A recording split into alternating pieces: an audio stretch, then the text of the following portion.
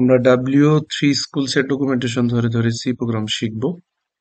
শুরুতেই আমরা সি এর ইন্ট্রোতে আছি। কি লেখা আছে আমরা একটু দেখি। হোয়াট ইজ সি, অর্থাৎ সি কি সেটা সম্পর্কে বলা আছে। C is a general purpose programming language created by Dennis Ritchie at the Bell Laboratories in 1972. এটা একটা জেনারেল পারপোজ প্রোগ্রামিং ল্যাঙ্গুয়েজ যেটা ডেনিস রিচি 1972 সালে যুক্তরাষ্ট্রের বেল ল্যাবরেটরিতে তৈরি করেছিলেন। It is a very popular language. এটা খুবই জনপ্রিয় একটা language despite being old. Old হওয়া সত্ত্বেও, অর্থাৎ পুরনো হওয়া সত্ত্বেও এটি খুবই জনপ্রিয় একটা programming language. The main reason for its popularity is because it is a fundamental language in the field of computer science. এটার জনপ্রিয়তার প্রধান কারণ হলো it is a fundamental language in the field of computer science. এটা computer সায়েন্সের একটা fundamental language. C is strongly associated with Unix as it was developed to write the Unix operating system. যেহেতু এটা ইউনিক্স অপারেটিং সিস্টেম লেখার জন্যই বা তৈরি করার জন্যই এই সি ভাষাটা তৈরি করা হয়েছিল, এই জন্য বলা হচ্ছে এটা strongly associated with Unix.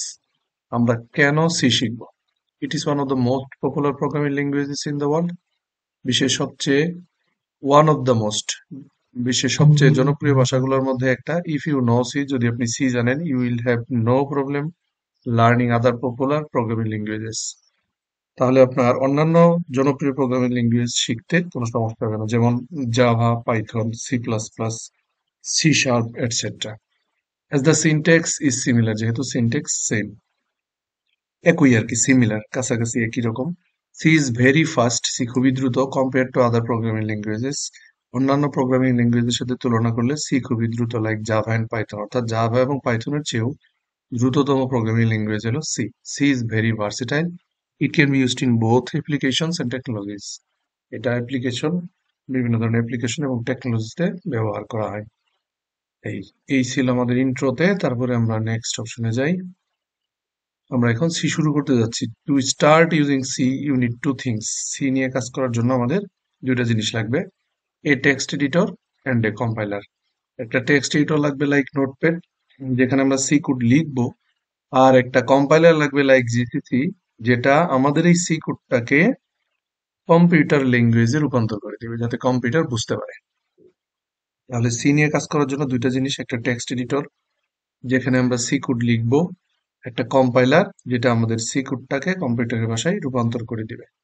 There are many text editors and compilers to choose from. In this tutorial we will use an IDE. তো বিভিন্ন ধরনের টেক্সট এডিটরস এবং কম্পাইলার্স রয়েছে, যেখানে আমরা এই টিউটোরিয়াল, অর্থাৎ আমরা এখানে যে সি শিখতেছি, আমরা একটা আইডিই ব্যবহার করব। এখন আইডিই কি? আইডিই হলো ইন্টিগ্রেটেড ডেভেলপমেন্ট এনভায়রনমেন্ট। এই আইডিই জিনিসটা হলো যেটা, অর্থাৎ একটা ইন্টিগ্রেটেড পরিবেশ, যেটা একই সাথে আমাদের টেক্সট এডিটের সুযোগ দিবে এবং কম্পাইলার কাজও করবে। অর্থাৎ আলাদা আলাদাভাবে আমাদের টেক্সট এডিটর এবং কম্পাইলার ব্যবহার করার দরকার নাই। আমরা একটা প্ল্যাটফর্মেই টেক্সট এডিটও করব, কম্পাইলও করব।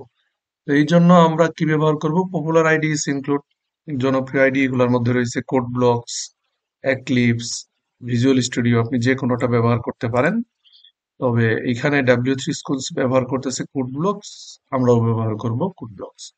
তাহলে কোড ব্লকস এই সফটওয়্যারটা প্রথমে আপনাকে ইনস্টল করে নিতে হবে। ইনস্টল করার জন্য তারা একটা লিঙ্কও এখানে দিয়ে দিয়েছে, যে আপনি এই লিঙ্কে প্রবেশ করুন এবং এই যে minjw-setup.exe ফাইল, এই লিঙ্কে প্রবেশ করে minjw-setup.exe এইটা ডাউনলোড করে ইনস্টল করুন। তাহলে আপনাকে এখানে ক্লিক করে এই কোড ব্লকটা ডাউনলোড করার জন্য আমরা সাইটটাতে গেলাম। যাওয়ার পরে আমরা যদি একটু স্ক্রল করি, এই যে এখানে দেখেন কোড ব্লকস minjw সেটআপ, এই অপশনের ডান দিকে আপনার কাছে দুইটা লিঙ্ক আছে ডাউনলোড করার জন্য, একটা ফসাপ আর একটা হলো সোর্স ফোর্সে।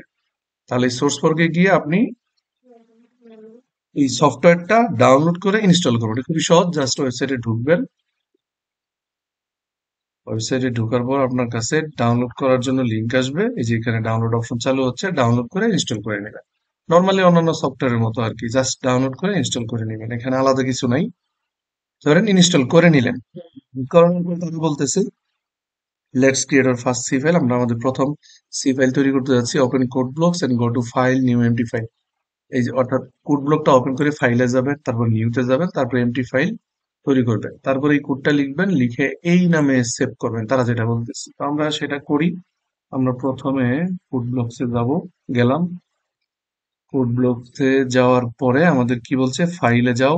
ফাইলে যাওয়ার পরে এই যে ফাইলে যাও, তারপরে নিউ এ যাও, এই যে নিউ, তারপরে এমটি ফাইলে ক্লিক করো। দেখেন প্রথমে ফাইল, তারপরে নিউ, তারপরে এমটি ফাইল। এটাকে আমরা শর্টকাট তৈরি করতে পারি কন্ট্রোল শিফট এন চেপে।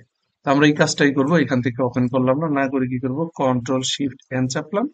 এই যে দেখেন একটা এমটি ফাইল আমাদের তৈরি হয়ে গেল। এখন এই এমটি ফাইলে আমাদের প্রথম সি প্রোগ্রামটা আমরা লিখবো, এখানে যেভাবে লেখা আছে এই প্রোগ্রামটাই আমরা এখানে লিখবো। আমি এটা বোঝার সুবিধার্থে একটু বড় করে দিলাম। শুরুতে আমাদের লিখতে হবে hash include stdio dot H, তারপরে আমরা লিখবো ইন্টিজার মেইন, এরপরে আমরা কার্লি ব্র্যাকেটের মধ্যে শেষের দিকে রিটার্ন করে দিব 0, এবং এইখানে শুধু তারা হয়তো একটা টেক্সটকে প্রিন্ট করছে, আমরা এখানে এই কাজটাই করব। আমরা এখানে লিখলাম প্রিন্টএফ, এর মধ্যে ওরা যেভাবে লিখছে আর কি, এইভাবে শুরুর দিকে যেহেতু আমরা আছি এইভাবেই লিখলাম। এখানে একটা সেমিকোলন দিতে হবে। প্রোগ্রামটা লেখার পরে তারা বলতেছে যে এই প্রোগ্রামটাকে সেভ করতে হবে, তাহলে আমরা কন্ট্রোল এস করতে পারি, অথবা okay, অথবা ফাইলে গিয়ে যেখানে সেভ ফাইল কিংবা save file as a click করলে, সেভ ফাইল হলো যে আপনি যদি প্রথমবার সেভ করেন তাহলে সেভ ফাইল বা সেভ ফাইল এস যে কোনো একটাতে ক্লিক করলেই হবে। আর যদি একবার সেভ করা হয়ে থাকে সেই ক্ষেত্রে কোড চেঞ্জ করে সেভ ফাইল, অর্থাৎ কন্ট্রোল সেভ করতে হয়, কন্ট্রোল এস সেভে। আর যদি ওই ফাইলটাকে নতুন একটা নামে সেভ করতে চান সেই ক্ষেত্রে save file as a click করতে হবে। সেভ ফাইল এজ মানে নতুন নাম, আপনার এক্সিস্টিং যে ফাইল আছে সেটাকে নতুন নাম। তো আমরা প্রথমবারের ক্ষেত্রে যে কোনো একটাতে ক্লিক করলেই নতুন একটা নাম দিয়ে আমাদের সেভ করা অপশন দেবে। এটা আপনি আপনার সুবিধা মতো যে কোনো একটা ফোল্ডারে সেভ করতে পারেন। আমি এখানে সি নামক একটা ফোল্ডার তৈরি করে রেখেছি, এর মধ্যে আমরা সেভ করতেছি। সেক্ষেত্রে আপনি ধরাই দিবেন যে কোন জায়গায় আপনি সেভ করতে চান, এই আর কি। তারপরে এই যে এখানে দেখেন ফাইল নেম আছে, ফাইল নেমের এই জায়গায় আপনার একটা নাম দিতে হবে। এটা আমাদের প্রথম প্রোগ্রাম, এই জন্য আমরা নাম দিলাম প্রোগ্রাম 1। তারপরে অবশ্যই ডট সি দিতে হবে। ফাইল সেভ করার সময় যে কোনো নাম দিয়ে আপনি যে প্রোগ্রাম নিয়ে কাজ করতেছেন ওই রিলেটেড একটা নাম দিতে পারেন। তারপরে ডট সি অবশ্যই দিতে হবে, কারণ এটা সি এর এক্সটেনশন, যাতে আমরা যে এখানে এডিটর বা কম্পাইলারটা ব্যবহার করতেছি ও যেন বুঝতে পারে এটা সি এর ফাইল। ওকে, ডট সি দিলাম, তারপরে সেভ করতে হবে। এই সেভে ক্লিক দিলাম, সেভ হয়ে গেল। এই দেখেন এখানে কালারটা চেঞ্জ হয়ে গেছে, তার মানে বোঝা যাচ্ছে ঠিকঠাক ভাবে কাজ হয়েছে আর কি, সেভটা হয়ে গেছে। কোন কাজ হলো, এখানে আমরা কি করছি আর কি, এটার এক্সপ্লেনেশন আমাদের পরবর্তী টিউটোরিয়ালে আছে, সেখানে আমরা দিব।